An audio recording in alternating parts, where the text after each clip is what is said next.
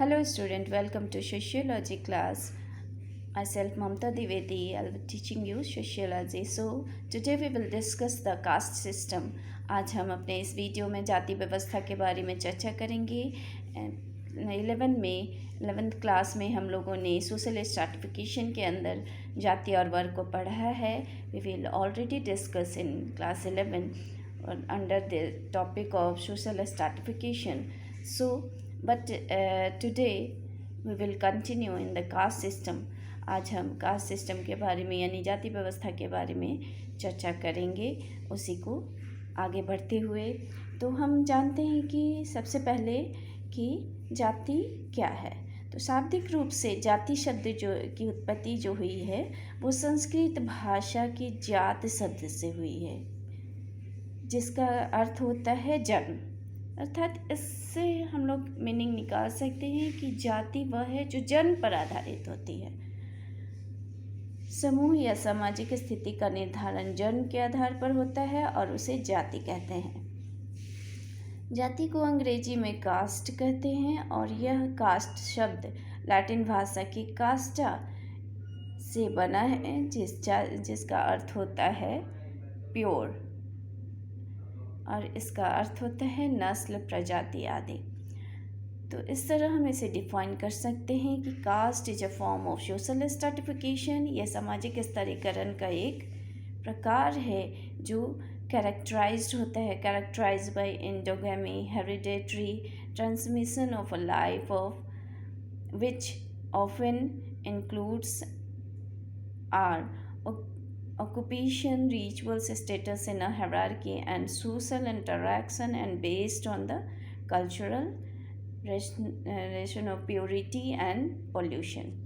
तो इस तरह हम देखते हैं कि कास्ट जिसका अर्थ होता है नस्ल, वंश, जन्म या विवेक से होता है. इससे स्पष्ट है कि विभिन्न समाजों में कहीं भी जन्म हो, किसी भी वंश के आधार पर एक समूह का निर्माण होता है और उस समूह को एक खास जाति का नाम दिया जाता है. जाति एक सामाजिक समूह है जिसकी सदस्यता उन्हीं लोगों को मिलती है जिन्होंने उसी समूह में जन्म लिया, जिसके सदस्यों पर सामाजिक नियमों द्वारा नियंत्रण लागू किया जाता है. अतः स्पष्ट है कि ये सामाजिक स्तरीकरण का एक भाग है जिसे हम अंतर्जातीय विवाह और उनका एक ऑक्यूपेशन होता है, उनका लाइफ स्टाइल होता है, उनका एक नाम होता है पर्टिकुलर, और जिसके अंदर वो अपने ही कल्चर को फॉलो करते हुए अपने समाज में रहते हैं और जो स्पेशली जन्म पर आधारित होता है, जो बाय बर्थ हमें जिस जाति में हम जन्म लेते हैं वो हमारा आइडेंटिफिकेशन होता है. तो यहाँ पर हम देखते हैं कि जाति को पहले वर्ण व्यवस्था के रूप में जाना जाता था और वर्ण व्यवस्था कर्म पर आधारित था, और जिसे अब हम वर्ग के श्रेणी में रखते हैं और उसी के वर्ण व्यवस्था के द्वारा हम जाति व्यवस्था को यहाँ पर लाएं. तो ये एक स्टेयर वाइज डिवीज़न होता है जाति, जिसमें हम देखते हैं कि हिंदू धर्म में कई तरह की जातियाँ पाई जाती हैं, ब्राह्मण, क्षत्रिय, वैश्य, शूद्र. तो देखते हैं कि ब्राह्मण जो होते हैं वो उनका क्या काम था, प्रेस्ट. उनको सबसे ऊपर रखा जाता था और उन्हें बहुत प्योर माना जाता था, शुद्ध माना जाता था. और उसके बाद क्षत्रिय, जो हमारे देश में कभी भी सुरक्षा की आवश्यकता पड़ती है, या आप देखते होंगे कि बहुत सारे राजा जो थे वो क्षत्रिय ही थे जो लड़ाई युद्ध में शामिल होते हैं और उन्हें वीर समझा जाता है. वैश्य जो होते हैं वो लैंड के मालिक होते हैं, लैंडलॉर्ड होते हैं, और शूद्र जो होते हैं ये इन तीनों का काम करते हैं. तो इन्हें सबसे निम्न श्रेणी में रखा जाता है. एक और जाति आ जाती है जिसे आउट ऑफ कास्ट भी कहते हैं. उसमें अनटचेबिलिटी आती है, जिसे हम समाज में अन्य जातियों के अंतर्गत शामिल नहीं करते हैं, उनसे दूरी बना के रखते हैं और समाज में उन्हें अलग स्थान दिया जाता है. तो इस तरह हम देखते हैं कि जो भी जन्म के बाद जो हमें जाति प्रदान की जाती है, तो हम वो हमारी पहचान होती है और उसी के आधार पर जाति व्यवस्था का विभाजन होता है। और ये इसकी कुछ विशेषताएं हैं जिसे हम आगे देखेंगे। अतः इस डेफिनेशन से स्पष्ट होता है स्टूडेंट कि जाति एक ऐसा सामाजिक समूह है जिसकी सदस्यता जन्म पर आधारित होती है और जो अपने सदस्यों पर खान पान, विवाह, पेशा और सामाजिक सहवास संबंधी अनेक प्रतिबंध लागू करते हैं। इस तरह हम देखते हैं कि इसकी कुछ विशेषताएं हैं। यहाँ पर हम कुछ विशेषताओं को देखेंगे। कैरेक्टरिस्टिक ऑफ कास्ट सिस्टम, जिसके आधार पर समाज में जाति व्यवस्था को परिभाषित किया गया है।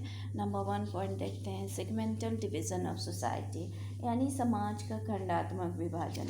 जाति व्यवस्था ने भारतीय समाज को क्या विभिन्न खंडों में विभाजित किया है। प्रत्येक खंड के सदस्यों की अपनी स्थिति, पद और कार्य निश्चित होते हैं। किसी भी व्यक्ति के जाति का निर्धारण उसके जन्म पर आधारित होता है और प्रत्येक जाति के कुछ नियम होते हैं, कुछ कानून होते हैं और व्यक्ति यदि अपनी जाति का नियमों का उल्लंघन करते हैं तो उस जाति से बाहर निकाल दिया जाता है या निष्कासित कर दिया जाता है। तो अलग अलग डिवीज़न किया गया है, उनके कार्यों का भी विभाजन किया गया है और इस तरह हम कह सकते हैं कि समाज का खंडात्मक विभाजन जाति व्यवस्था के द्वारा होता है। नंबर 2 देखते हैं कि हायरार्की, संस्तरण। समाज में सभी जातियों की सामाजिक परिस्थिति समान नहीं है। हम देखेंगे स्टेयर वाइज डिवीज़न के कारण कुछ जातियों को उच्च स्थान दिया गया है और किसी को निम्न। तो उसमें उच्च और निम्न का एक संस्तरण और उतार चढ़ाव पाया जाता है। इसे ही हम हायरार्की कहते हैं, जो ऊपर और नीचे का जो संस्तरण है। ऊंच नीच की इस व्यवस्था ब्राह्मणों का स्थान सबसे ऊपर और शूद्र का स्थान सबसे नीचे है। जाति को बदलना आसान नहीं है, इसलिए मजुमदार इन्हें डिफाइन करते हैं, जो आपको हमेशा क्वेश्चन में मिलेगा कि जाति एक बंद वर्ग है, किसने कहा। तो इन्होंने मजुमदार ने इसलिए इसे परिभाषित किया क्योंकि हमें समाज के अंतर्गत ही अपने सारे कार्यों को करना रहता है। नेक्स्ट देखते हैं एंडोगेमी सिस्टम पाया जाता है। विवाह संबंधी प्रतिबंध जाति की यह प्रमुख विशेषता है। प्रत्येक जाति अपनी ही जाति और उपजाति के बाहर विवाह नहीं कर सकते हैं, वो अपनी ही जाति में विवाह करते हैं और अगर वो दूसरी जातियों में विवाह करते हैं तो उन्हें समाज से बहिष्कृत या निष्कासित कर दिया जाता है। नेक्स्ट देखते हैं हेरिडिटरी स्टेटस। उनमें एक संस्तरण पाया जाता है जो समाज में जाति के आधार पर किया जाता है। नेक्स्ट है हेरिडेटरी ऑक्यूपेशन, जिसमें प्राय प्रत्येक जाति का अपना पारंपरिक व्यवसाय होता है जो पीढ़ी दर पीढ़ी हस्तांतरित होता है। अधिकांश जातियों में यह पाया जाता है कि उसमें संबंधित पेशे या नौकरी पहले से निर्धारित होते हैं और उन्हें वही व्यवसाय करना पड़ता है। तो जैसे सोने का व्यापारी और उनके पूरे परिवार में वो व्यवसाय चलता रहता है और उनकी जनरेशन उसी व्यवसाय को अपनाती है। Restriction of food and drinks, भोजन तथा सामाजिक सहवास पर प्रतिबंध होता है। प्रत्येक जाति व्यवस्था में जातियों के परस्पर अपना भोजन और व्यवहार से संबंधित अनेक निषेध पाए जाते हैं। प्रत्येक जाति में ऐसे नियम हैं जो ये बताते हैं कि उसके सदस्य किस जाति में के यहाँ कच्चा या पक्का भोजन कर सकते हैं और किसके यहाँ नहीं कर सकते हैं। अतः इस तरह हम देखते हैं कि इन नियमों का कठोरता से पालन किया जाता है ताकि लोग अपवित्रता से बच सके और इस तरह की व्यवस्था जाति व्यवस्था में पाई जाती है। Next is cultural differences.